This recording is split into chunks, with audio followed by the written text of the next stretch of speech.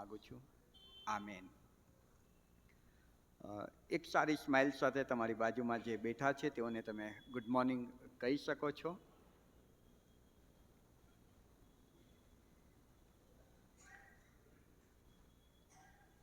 પ્રભુનો આભાર જ માનીએ છીએ કે પ્રભુ નાતાલના નવા વર્ષના પર્વના દિવસોમાં આપણને લઈ આવ્યા છે અને આપણી ભક્તિ સભાનો સમય 9 થી 11 છે અને મારી પાસે 10, 11, 12 મિનિટ વધી છે. આમ તો કુટુંબમાં જે સૌથી મોટા કે વડીલ હોય એણે જ કોમ્પ્રોમાઇઝ કરવાનું હોય અને એઝ અ બાળક હું અત્યારે તમારી આગળ ઊભો છું ત્યારે મારે મારા સંદેશાના સમયને કદાચ થોડોક ટૂંકાવવાનો રહેશે. પ્રયત્ન કરીશ કે આપણે વહેલું પૂરું કરી શકીએ. આમ તો જે વિષય પર આપણે અભ્યાસ ચાલુ રાખ્યો હતો તે દૂતો અને એ વિષય ઉપર અભ્યાસ ચાલુ જ રાખીશું, પણ ગઈકાલે સાંજે મને પ્રભુએ એક વિચાર આપ્યો કે આ એક એવું પાત્ર છે કે જેના ઉપર આ દિવસમાં જરૂર મારે કંઈક કહેવું જોઈએ અને એ પાત્ર છે મરિયમનું પાત્ર. કેમ કે આ દિવસોમાં ઘણા બધા અન્ય વિશ્વાસ ધરાવતા લોકો ચર્ચની કે પ્રભુ મંદિરની મુલાકાતે આવે છે અને ઘણા બધા અન્ય વિશ્વાસ ધરાવનારા લોકોના મનમાં પ્રશ્ન થાય છે. ક્યાંક એ મરિયમની મૂર્તિ જુએ છે, એની આગળ મીણબત્તી સળગાવેલી હોય અને કદાચ હાર પહેરાવેલો હોય એવું ચિત્ર ક્યાંક જુએ છે અને આ ચર્ચમાં કે આવા કોઈક ચર્ચમાં એ વ્યક્તિ આવે છે ત્યારે કોઈ મૂર્તિ નથી હોતી. ત્યારે એ પ્રશ્ન કરે છે કે તમારા ચર્ચમાં કેમ કોઈ મૂર્તિ નથી?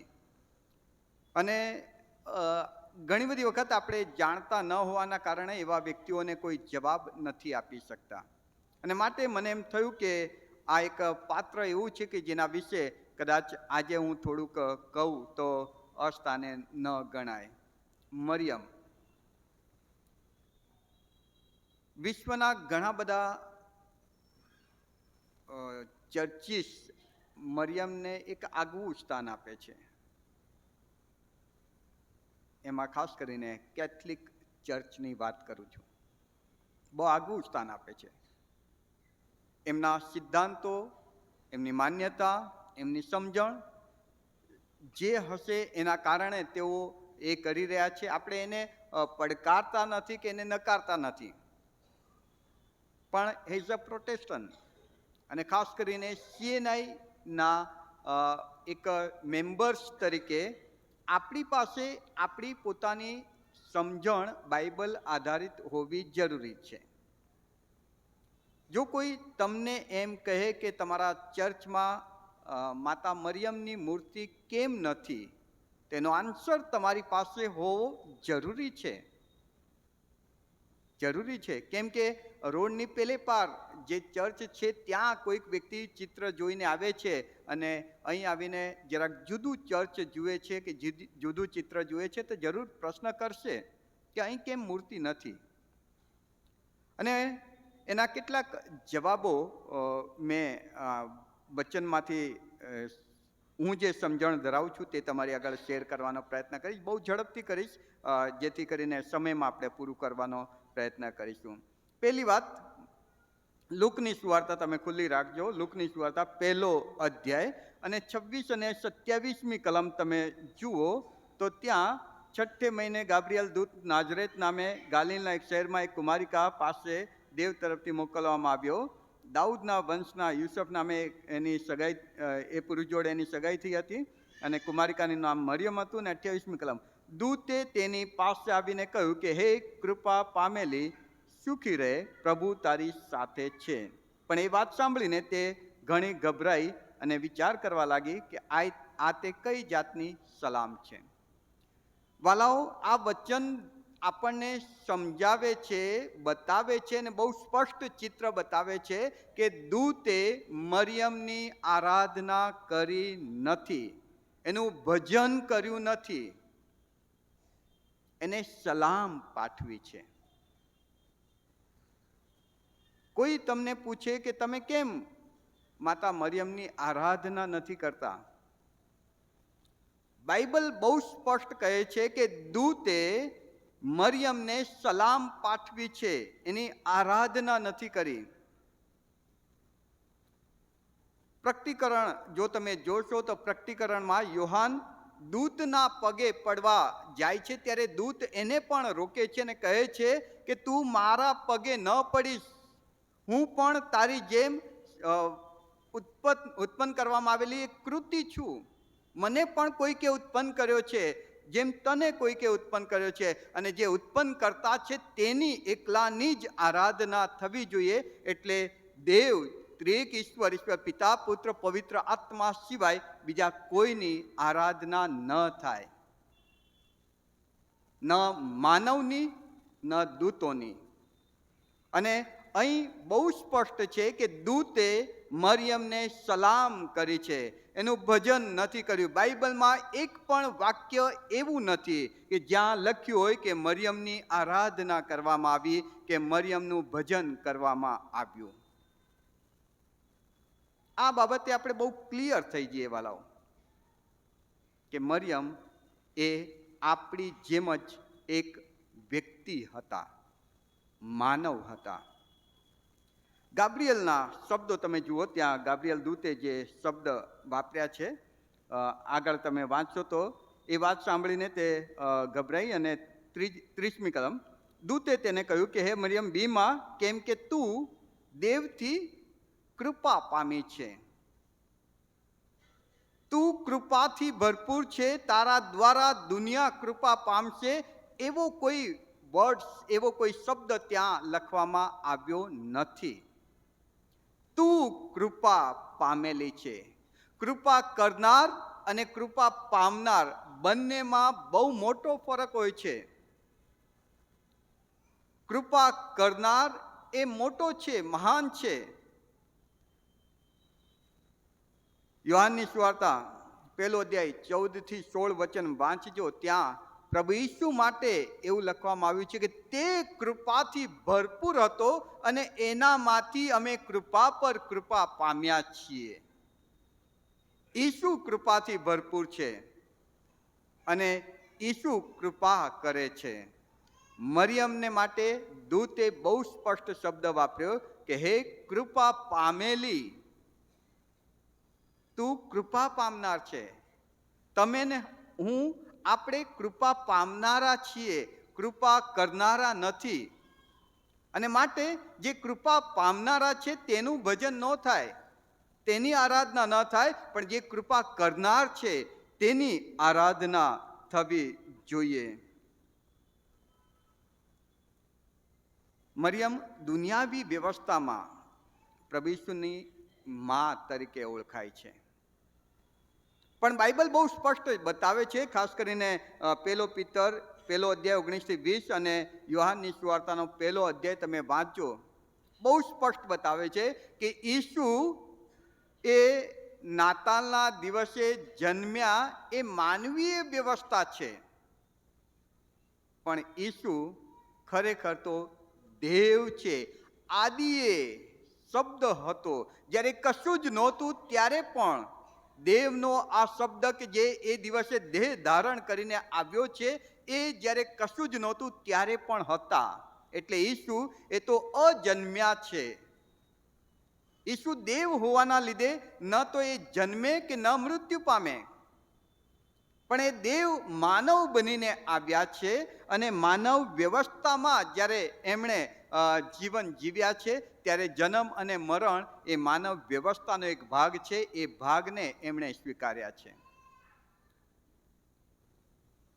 અને માટે ઈસુની માં મરિયમ તરીકે તમે એમને માન આપી શકો, પણ મરિયમ દ્વારા જ ઈસુ જન્મ્યા છે અને ત્યાંથી જ ઈસુની શરૂઆત છે એ નહીં.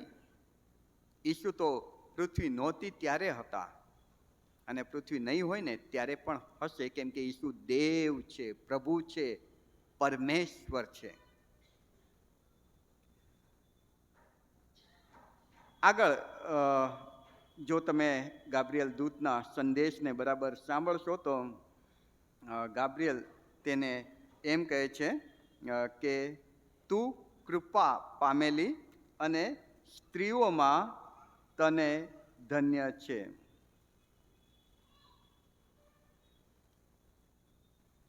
સ્ત્રીઓમાં તને ધન્ય છે. ત્યાં એવું નથી લખ્યું કે તું એકલી જ ધન્ય છે. તું એકલી જ ધન્ય છે એવો શબ્દ ત્યાં વપરાયો નથી. ઘણી બધી ધન્ય સ્ત્રીઓ છે, એમાંની તું એક છે. ઘણી બધી એવી સ્ત્રીઓ કે જે પ્રભુના માટે જીવન જીવી ગઈ છે, ઘણી બધી એવી સ્ત્રીઓ કે જે પ્રભુ માટે જીવશે, એ બધી ધન્ય સ્ત્રીઓમાં હે મરિયમ તું પણ એક છે.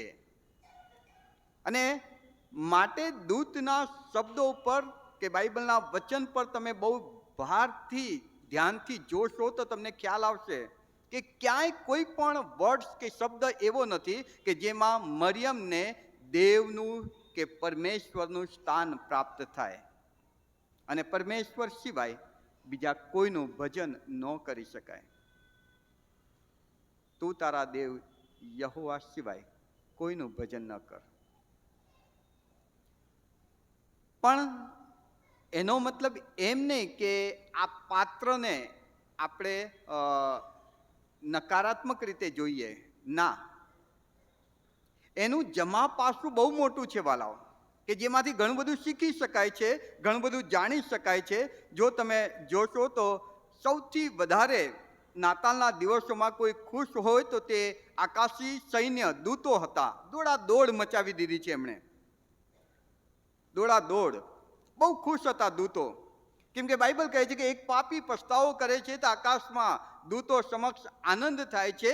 અને તારનાર જ્યારે આખા વિશ્વના ઉદ્ધારને માટે આ પૃથ્વી પર જન્મ્યો છે, એ વાતની સૌથી વધારે ખુશી કે જે સૌથી વધારે દોડાદોડ કરીને નાચા નાચ કરતા હોય તે દૂતો અને કરુબો હતા. ત્યારબાદ જે સૌથી વધારે ખુશ થનાર વ્યક્તિ કહેવાય ને, તો ત્યાં મરિયમ હતી. બહુ ખુશ થઈ. એના ગીતના શબ્દો તમે જુઓ, 46મી કલમથી આગળ એનું ગીત લખવામાં આવ્યું છે કે મારો જીવ પ્રભુને મોટો માને છે ને મારો આત્મા હરખાયો છે. બહુ ખુશ છે, ગીત ગાઈ નાખ્યું એણે, એટલી બધી ખુશ છે. ખરેખર તો આ ગાબ્રિયલ દૂતે મરિયમને જે સંદેશ આપ્યો ત્યાર પછી તો એના જીવનની અઘરી પળોની શરૂઆત થઈ રહી છે. સૌથી કપરા સમયમાં હવે તે આવી ગઈ, સૌથી મુશ્કેલ સંજોગોમાં તે આવી ગઈ. માનવીય દ્રષ્ટિથી તમે જોશો તો નજર સામે એને મોત દેખાય છે કે જો આ દુનિયા અને ખાસ કરીને ચુસ્ત યહૂદી સમાજ જ્યારે આ જાણશે કે આ બાઈ વગર લગ્ન પ્રેગ્નેન્ટ થયા છે, એમનો કાયદો, એમનો નિયમ બહુ જ કડક છે કે એવી વ્યક્તિને તો પથ્થરે મારીને મારી નાખવામાં આવે. કોઈ દયા નહીં, એમાં કોઈ બાંધછોડ નહીં. ગાબ્રિયલ દૂત સંદેશ આપીને વયા જાય છે ને પછી મરિયમ માટે અઘરી પરિસ્થિતિ આવી ગઈ છે, મુશ્કેલ સંજોગો છે, બહુ જ અઘરા સમયમાં એ આવી પડી છે. ખરેખર તો એના જીવનનો સૌથી ચિંતાતુર સમય હવે શરૂ થઈ રહ્યો છે કે હું શું જવાબ આપીશ યુસુફને, હું શું કહીશ મારા મા બાપને, હું શું મોં બતાવીશ મારા અડોશ પડોશના લોકોને. બહુ મોટી ચિંતા. પણ મરિયમ કહે છે કે મારો આત્મા હરખાયો છે, હું આનંદિત છું. વાલાઓ, આ પાત્ર પાસેથી આ એક બહુ મોટી વાત શીખવા જેવી છે કે જીવનના અઘરા સંજોગોમાં પણ જો તમે પ્રભુની ઈચ્છાને આધીન છો, પ્રભુની યોજનાને આગળ વધારી રહ્યા છો અને પ્રભુમાં જીવી રહ્યા છો તો આનંદ કરો. તમારો બદલો બહુ મોટો છે. આનંદ કરો. પેલા અધ્યાયની 46મી કલમ. એના જીવનમાંથી ઘણી બધી બાબતો શીખવા જેવી છે. 46મી કલમ, મારો જીવ પ્રભુને મોટો માને છે. એણે ક્યાંય કોઈ જગ્યાએ પોતાની બડાઈ કરી નથી, પોતાની મોટાઈ બતાવી નથી. એણે એમ પોતાને મોટો કરીને અહીં આગળ કોઈ શબ્દ વાપર્યો નથી કે જ્યાં એમ લાગે કે મરિયમ તમે મોટા છો. એણે તો પોતાને બહુ નમાવ્યા છે અને એમ કહે છે કે મારો જીવ પ્રભુને મોટો માને છે, પ્રભુને મોટો માને છે. તેનામાં મારો આત્મા હરખાયો છે, કેમ કે મારા તારનાર, મારા દેવમાં મારો આત્મા હરખાયો છે. વાલાઓ, મરિયમનો આવા અઘરા સમયમાં પણ હરખાવાનું, આનંદ કરવાનું જો કોઈ કારણ હોય ને તો તે એ અહીં કહે છે કે મારો તારનાર, મારો ઉદ્ધાર કરતા, મારો બચાવનાર, મારો સેવિયર આ પૃથ્વી પર આવી ગયા છે. કેમ કે મરિયમ જાણતા હતા, એ મરિયમે જે શબ્દ વાપર્યો છે ને તમે જુઓ, મારો તારનાર, એ ક્યાંય એવું નથી કહેતા કે લોકોનો તારનાર આવ્યો છે. એમ કે છે કે મારો તારનાર. એનો મતલબ કે મરિયમ એવું સ્વીકારે છે કે જેમ આખી દુનિયા પાપી છે તેમ હું પણ પાપી છું. દુનિયાને તારણની જરૂર છે, મને પણ તારણની જરૂર છે. આજે ઈસુ જન્મ લઈ રહ્યા છે, એ મારો પણ તારનાર છે. રોમન 3:23 કહે છે કે સગળાએ પાપ કર્યું છે, સગળા દેવના મહિમા વિશે અધૂરા છે, એક પણ ન્યાયી નથી, એક પણ ન્યાયી નથી. અને દાઉદ બહુ સરસ કહે છે ગીતશાસ્ત્ર 51 અને 5 કે હું તો અન્યાયપણામાં જન્મ્યો ને મારી માએ પાપમાં મારો ગર્ભ ધર્યો હતો. અને મરિયમ અહીં એ જ વાત સ્વીકારે છે કે હું માનવીય વ્યવસ્થામાં આવેલી વ્યક્તિ છું, દૈવીય વ્યવસ્થામાં નહીં. ઈસુ દૈવીય વ્યવસ્થામાં આવ્યા, કેમ કે મરિયમને જ્યારે ગાબ્રિયલ સંદેશો આપે છે ત્યારે એમ કહે છે કે પવિત્ર આત્મા તારા પર આવશે. એક વ્યક્તિનો જન્મ એક સ્ત્રી અને પુરુષના મિલનથી થાય છે, પણ ઈસુનો જન્મ સ્ત્રી કે પુરુષના મિલનથી નહીં પણ પવિત્ર આત્માના સામર્થ્યથી થાય છે. પણ ઈસુની માં મરિયમ એ સામાન્ય માણસની જેમ જન્મેલી વ્યક્તિ હોવાના લીધે આદમથી ચાલ્યું આવેલું પાપ એનામાં પણ હતું, એ જાણતા હતા. અને માટે મરિયમ કહે છે કે મને પણ તારણની જરૂર છે. અને આજે હું આનંદિત છું, આજે હું ખુશ છું, કેમ કે મારો તારનાર, મારો ઉદ્ધાર કરતા, મારા પાપોની માફી આપનાર ઈસુ આવ્યા છે. નાતાલનો આ બહુ મોટો સંદેશ છે વાલાઓ.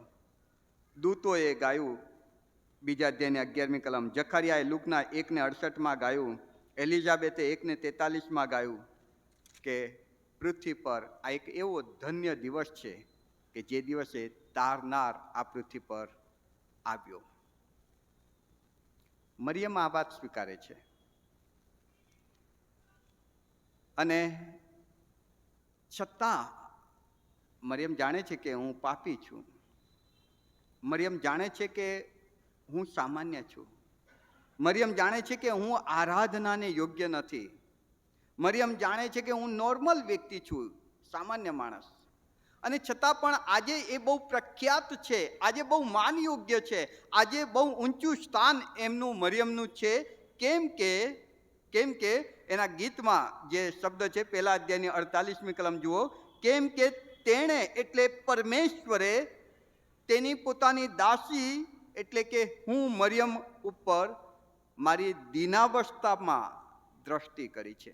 અહીં મરિયમ 2 બાબત સ્વીકારે છે. આ વાક્યમાં તમે જુઓ કે હું દીનનો મતલબ ગરીબ, કંગાલ, બેહાલ, જેની પાસે કશું જ નથી એને દીન કહેવાય.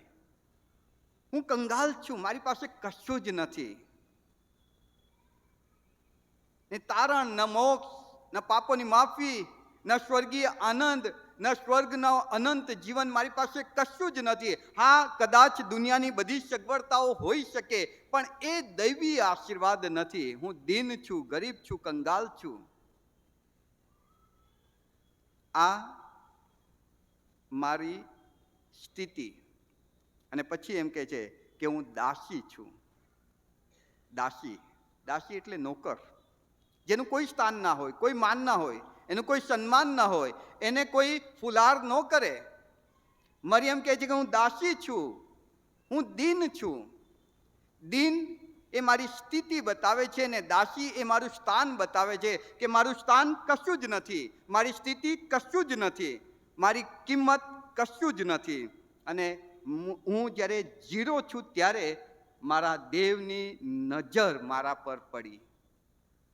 મારા દેવની નજર મારા પર, જ્યારે હું કશું જ નથી હોતો ત્યારે મારા દેવની દ્રષ્ટિ જો મારા પર પડી જાય ને, તો મારું સ્થાન આખું બદલાઈ જાય છે, મારી સ્થિતિ આખી બદલાઈ જાય છે. અહીં મરિયમના કેસમાં તમે જુઓ કે જ્યાં એ કહે છે આગળ કે હવેથી સગળી પેઢીઓ મને ધન્ય કહેશે. અત્યાર સુધી એમ કહે છે કે હું દાસી, મારી સ્થિતિ કશું જ નહીં, હું દીન, કંગાલ, બેહાલ કે ગરીબ કશું જ નથી. પણ હવે કહે છે કે પૃથ્વીની સગળી પેઢીઓ હવે મને ધન્ય કહેશે, કેમ કે એ ઈશ્વરની દ્રષ્ટિ, કૃપા દ્રષ્ટિ મારા પર પડી છે. પ્રભુમાં પ્રિય વાલાઓ, તમે કશું જ નથી, ઈશ્વરની કૃપા દ્રષ્ટિ જ્યારે પડી જાય ને, તો વ્યક્તિની સ્થિતિ અને વ્યક્તિનું સ્થાન બંને બદલાઈ જાય છે. હવેથી સગળી પેઢીઓ મને ધન્ય કહેશે. બહુ સરસ વાત આગળ એ કહે છે, આ જે માન મને મળ્યું છે કે હવેથી સગળી પેઢી, મારા વખતની ને મારા પછીની બધી પેઢી મને ધન્ય કહેશે. એ તો મને એવોર્ડ મળ્યો, રિવોર્ડ મળ્યો, એ માન, એ સ્થાન મળ્યું, મારું સન્માન કરવામાં આવ્યું. અને કોણે કર્યું? પરમેશ્વરે. કેવી રીતે કર્યું? એની કૃપામાં, મારી કોઈ લાયકાતના આધારે નહીં, એની કૃપા દ્રષ્ટિમાં. પ્રભુમાં પ્રિય વાલાઓ, જ્યારે તમે પોતાને પ્રભુની આગળ બહુ જ ખાલી કરી દો છો, નમાવી દો છો, કશું જ નથી, ત્યારે પ્રભુની કૃપા દ્રષ્ટિ આપણા પર પડે છે ને પ્રભુ આપણને માન, સ્થાન, એવોર્ડ આપે છે કે જે પોતાને નમાવે છે તેને હું ઊંચો કરીશ. અને મરિયમના કેસમાં પરમેશ્વરે એવું જ કર્યું. એણે પોતાને બહુ જ શૂન્ય કક્ષાએ નમાવી અને માટે ઈશ્વરે એને બધા કરતાં ઊંચું સ્થાન આપવાનું કહ્યું કે હવેથી સગળી પેઢીઓ મને ધન્ય કહેશે. મરિયમના આનંદનું એક બહુ મોટું કારણ તે એ ગીતમાં એ જાહેર કરે છે તે કે મારો તારનાર, ઉદ્ધાર કરતા આવ્યો છે, છોડાવનાર આવ્યો છે. વાલાઓ, શેતાને આ પૃથ્વીને બગાડી નાખી. પાપના કારણે સર્વ પાપથી પાપિષ્ટ થયા, અથવા તો દરેક પાપી થયા. ઉદ્ધારનાર કોઈ નહોતું, તારનાર કોઈ નહોતું. અને એવા સમયે દેવે નાશમાંથી બચાવવા, પાપના પરિણામમાંથી બચાવવા પૃથ્વી પર જન્મ લીધો. આ એક બહુ મોટી વાત છે વાલાઓ. કદાચ આપણે સામાન્ય ગાઈ નાખીએ છીએ, ગભાણમાં જન્મ્યો, સ્વર્ગ છોડીને આવ્યો. અરે એ કેટલી મોટી વાત. તમે વિચાર તો કરો કે જે ઈશ્વરનું આકાશ, જેનું રાજ્યાસન અને પૃથ્વી જેનું પાયાસન છે, પૃથ્વી પર પગ મૂકે ને તો એ પૃથ્વી નાની પડે, એટલા મહાન એ ઈશ્વર છે. જે બોલે છે અને બધું થઈ જાય છે, જે આખા બ્રહ્માંડનો સર્જન કરતા છે, એ ઈશ્વર પોતાને નાનો કરીને નાનો કરીને નાનો કરીને સીમિત કરીને એક ગંદી ગભાણમાં બાળક બનીને આવે છે. બહુ જ મોટી ઘટના છે આ, કે એક ઈશ્વર કે જેનો સમાવેશ આકાશોના આકાશો ન કરી શકે, એ ઈશ્વર નાનું બાળક બનીને આ પૃથ્વી પર આવે છે. અને માટે જ મરિયમ કહે છે કે પરાક્રમીએ મારે સારું મહાન કૃત્ય કર્યા છે તેનું નામ પવિત્ર છે.